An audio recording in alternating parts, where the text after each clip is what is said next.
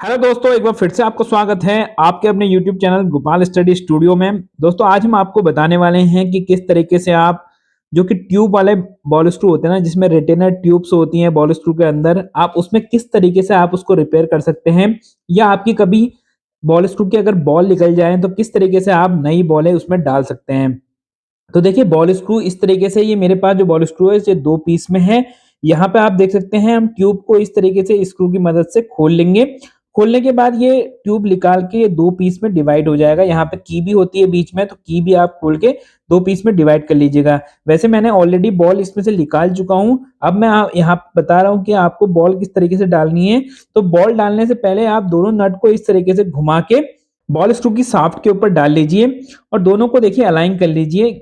इस तरीके से अलाइन कर लीजिए कि कीवी लग जाए और दोनों की ट्यूब आप देखिएगा ध्यान से कि एक ही तरफ रहे। इस तरीके से ये दोनों ट्यूब थी तो यहीं पे रखें और उसके बीच में स्पेसर आप डाल सकते हैं। इस देखिए मैं यहाँ पे जो बॉल स्क्रू में ऑलरेडी स्पेसर था उसी को यूज कर रहा हूँ। स्पेसर का रोल ये होता है दोस्तों, कभी अगर बॉल स्क्रू की प्रीलोडिंग कम हो तो आप स्पेसर से भी स्पेसर का साइज बढ़ा के प्रीलोडिंग कर सकते हैं बॉल स्क्रू की। तो देखिए मैंने इस तरीके से मैच कर दिया है। यहाँ पे की हम लगा लेंगे।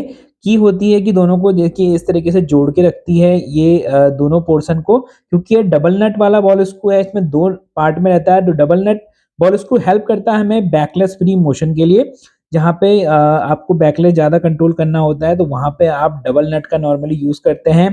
तो इस तरीके से जोड़ने के लिए यहाँ पे मेरे पास यहाँ पे जो बॉल स्क्रू है इसमें 2 की लगी हुई हैं दोनों साइड से।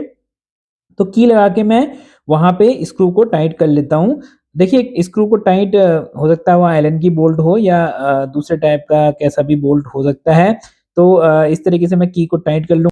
तो दूसरी की भी जो दूसरी साइड थी वो भी मैंने रख दी है, उसको यहाँ पे स्क्रू से टाइट कर दिया। अभी मैंने टेम्परेरी स्क्रू लगाए हुए हैं जस्ट, ये एक्चुअली इसके परफेक्ट स्क्रू नहीं है। तो यहाँ पे देखिए दोस्तों, यहाँ पे अब हमें बॉल्स डालनी है। तो बॉल मैंने अलग से साफ करके रखी हुई है। रिपेयर करने से पहले आप पूरे नट को अच्छे से क्लीन कर लीजिए, इनसाइड आउटसाइड, और ट्यूब्स को भी पूरे अच्छे से क्लीन कर लीजिए, उसमें डस्ट ना रहे। और सील आप रिप्लेस कर सकते हैं अगर आपके पास है तो नट में आप नई सील डालिए रिपेयर करने से पहले।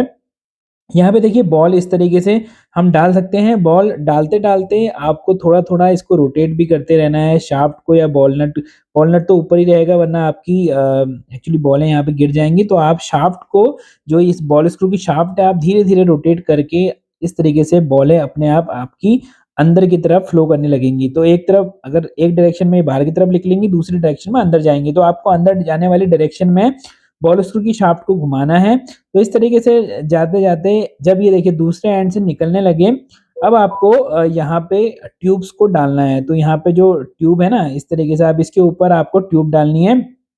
तो देखिए मैंने ट्यूब इनिशियली डाल दी है। ट्यूब में भी आप बॉल डाल सकते हैं। देखिए बिना मैंने ऐसी लगाई थी तो ट्यूब ईज़िली चले गई। तो यहाँ पे अभी हमें और बॉलें आएँगी, लेकिन मैंने जस्ट ट्यूब को अभी डाल दिया है।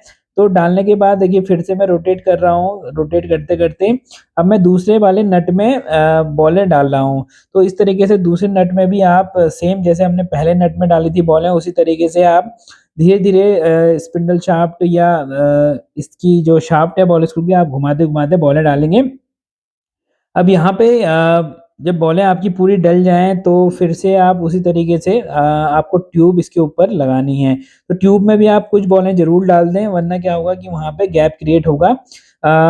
नॉर्मली यहाँ पे कुछ ना कुछ गैप ज़रूर क्रिएट हो जाता है, तो वो घुमा के और एडजस्ट करके फिर से हमें 1-2 बार ट्यूब निकालनी पड़ती है। तो देखिए यहाँ पे मैं कंटिन्यू जो बॉल डाल रहा हूँ तो बॉलें दूसरे एंड से यहाँ पे भी बाहर को आने लगी हैं।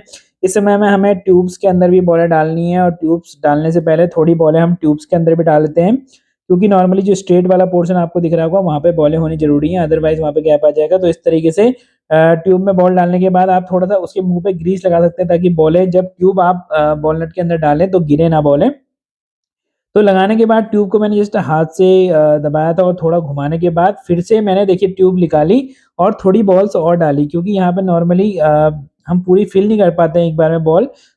यहाँ पे मैंने जितनी भी बॉलें फिल करनी थी यहाँ पे फिल करके यहाँ पे ट्यूब लगा के, यहाँ पे ट्यूब के बाद जो ऊपर से ट्यूब को होल्ड करने वाली है वो की लगा के यहाँ पे बॉल स्क्रू घुमा के देखा तो बॉल स्क्रू ठीक घूम रहा है, लेकिन वहाँ पे मुझे, क्योंकि मेरे पास अभी भी कुछ बॉलें हैं जिसको मुझे डालना है, तो मैंने एक बार रोटेट करके देख लिया है। रोटेट करने के बाद फिर से देखिए मैं एक-एक करके यहाँ पे देख रहा हूँ कि कहाँ पे स्पेस अभी बचा हुआ है।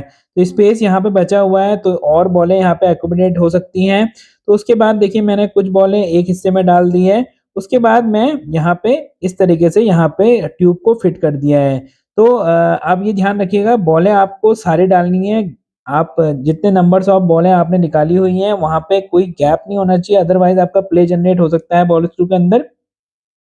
तो बॉलें आपको पूरी अकोमोडेट करनी है। बेटर होगा कि आप एक साथ ना बाँध के 2 हिस्सों में बॉल नट जैसे कि यहाँ पे आपको दिख रहा है 2 हिस्सों में अलग-अलग करके आप अलग-अलग ट्यूब खोल के दोनों हिस्सों में अलग-अलग फिल करके उनको रोटेट करके देख लीजिए। जब सारी बॉल अकोमोडेट हो जाएँ फिर आप आखिर में स्पेसर लगा के आप की लगा के आप उसको जोड़ सकते हैं। तो मैंने ये गलती करी थी कि मैंने दोनों को एक साथ जोड़ के पहले बॉलें डाली थी, तो कुछ बॉलें बीच में आ गई थी जिसके कारण मेरा बॉल स्क्रू स्टक हो रहा था।